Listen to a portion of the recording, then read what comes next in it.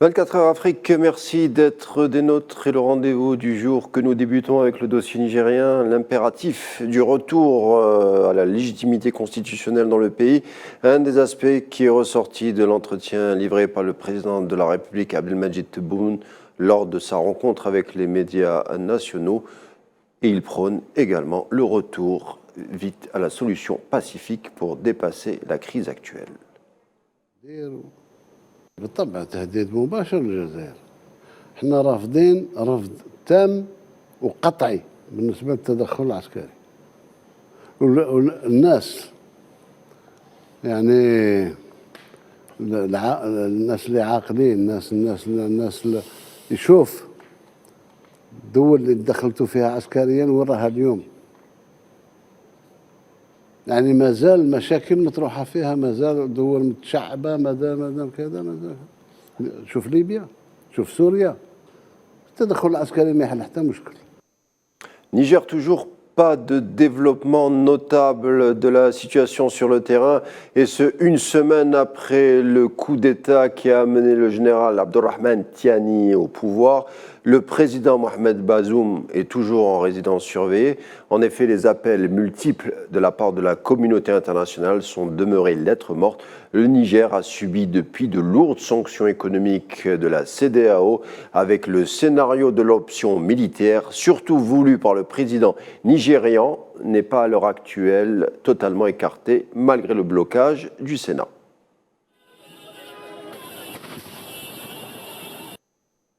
Justement, l'ultimatum lancé par la CEDEAO arrive à expiration dans la journée. Les habitants de la capitale Niamey ont manifesté leur refus du plan d'intervention militaire envisagé par le bloc ouest-africain, compte rendu à Mme Zienzitouni. L'ultimatum de la communauté économique des États de l'Afrique de l'Ouest tire à sa fin, une date butoir que les Nigériens ne prennent pas trop au sérieux. Le coup d'État suit son cours dans le pays, la vie aussi, malgré les énormes difficultés auxquelles font face les populations. En tant que Nigériens, nous, les menaces ne tiennent pas avec nous. On est des Nigériens 100%, monsieur, si je peux me permettre de le dire. Et c'est comme par exemple les menaces là, moi, comme de la façon dont je le prends, c'est comme si la France est là en train de manger quelque chose qui n'est pas à lui. Et pour faire échouer le coup d'État et revenir à l'ordre constitutionnel en rétablissant Mohamed Bazoum dans ses fonctions, plusieurs capitales œuvrent dans ce sens et craignent que la situation ne leur échappe, car l'avenir de toute une région tient à la stabilité de ce pays. Nous demandons qu'une chose, que nous demandons pratiquement le retrait des Français, de la base militaire française, qu'elle rentre chez elle. Et nous sommes pratiquement aujourd'hui avec nos militaires, parce que les militaires là, ce sont eux qui nous défendent. Depuis le coup d'État militaire, des voix se sont élevées un peu partout en Afrique contre une éventuelle intervention militaire au Niger qui ne ferait que compliquer encore plus la situation. Ce que je pense, c'est que je veux que monsieur le président, mon président Bola Tinubu, renonce au projet d'envoyer des troupes nigériennes en République du Niger. Nous voulons la paix dans ce pays. Il devrait traiter son pays et diriger son pays par l'exemple et quitter le Niger pour que la paix vive. C'est ce que je veux. Nous voulons la paix au Niger. That's what I want. We want peace in Niger. احنا رافضين رفض تام وقطعي بالنسبة للتدخل العسكري. L'Algérie a pour sa part catégoriquement refusé toute intervention militaire au Niger. Le président Abdelmadjid Tebboune a été clair à ce sujet. Une intervention militaire ne ferait qu'exacerber la situation, à l'image de ce qui s'est passé en Libye et en Syrie. Niger, toujours les troupes italiennes et américaines en partance. Ils étaient 75 à quitter Niamey ce matin. 254 autres soldats sont toujours au Niger et devraient se retirer la semaine prochaine.